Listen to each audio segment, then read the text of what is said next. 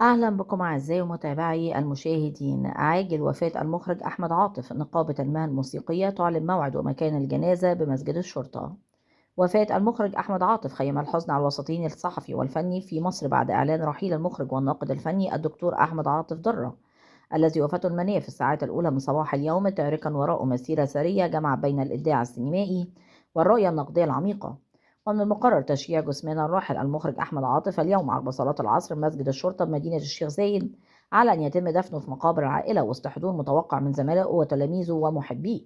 ويعد الراحل المخرج أحمد عاطف من الأسماء البارزة التي أثرت الساحة الثقافية، حيث جمع بين العمل الصحفي والنقد الفني إلى جانب الإخراج السينمائي، وشغل منصب مدير تحرير جريدة الأهرام، وقدم عبر كتاباته رؤية تحليلية ساهمت في إثراء النقاش الفني والثقافي. وترك المخرج أحمد عاطف درة بصمة واضحة في السينما من خلال عدد من الأعمال التي ناقشته قضايا المجتمع، من بينها أفلام مثل عمر 2000 والغابة وقبل الربيع، إلى جانب أعمال أخرى مثل إزاي تخلي البنات تحبك وباب شرقي، والتي عكست تنوعا في الطرح والمعالجة. وامتدت تجربة المخرج أحمد عاطف إلى الدراما، حيث قدم أعمالا تناولت قضايا اجتماعية وإنسانية، ومن أبرزها مسلسل ستات قادرة، والذي سلط الضوء على تحديات المرأة في المجتمع.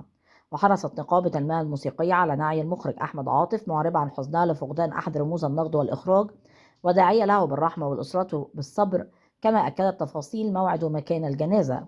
والجدير بالذكر أن رحيل الدكتور أحمد عاطف درة يمثل خسارة كبيرة للمشهد الفني والثقافي، ما تركه من أثر واضح في مجال الإخراج والنقد، ولما قدمه من أعمال وأفكار ستظل حاضرة في ذاكرة الجمهور والنقاد. من فضلك لا تنسى الاشتراك في القناة، تفعيل الجرس على وضع الكل، وعمل لايك ليصلك دائما وأبدا كل جديد من القناة. شكرا لكم.